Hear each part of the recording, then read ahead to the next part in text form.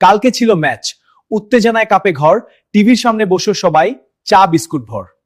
বল হাতে বোলারেল, চোখে আগুনের জ্বালা, কিন্তু ব্যাটসম্যান ভাবছে বুঝি আজকে একটু ঢিলা। রানবোর্ডের সংখ্যা বাড়ে কিন্তু খুবই ধীরে, মনে হলো স্কোর কার্ড বুঝি হাঁটছে ঘুমের নীড়ে। 4 চাই 6 চাই, গ্যালারির সুর ওঠে, বলটা কিন্তু সোজা গিয়ে ফিল্ডারের হাতেই ছোটে। উইকেট পড়ে টুপটাপ বৃষ্টির ফোঁটার মতো। এই ম্যাচটা বুঝি গেল ফসকে যত। হ্যাঁ, চাপটা অনেক বেশি, কিন্তু আমরা লড়াই করব। ভাই রে ভাই, আজকে দেখি ব্যাট ঘুমিয়েছে বসে। চিন্তা করিস না, খেলা তো ভাই খেলা, কিন্তু ভেতর ভেতরে হাসি চেপে রাখা মেলা।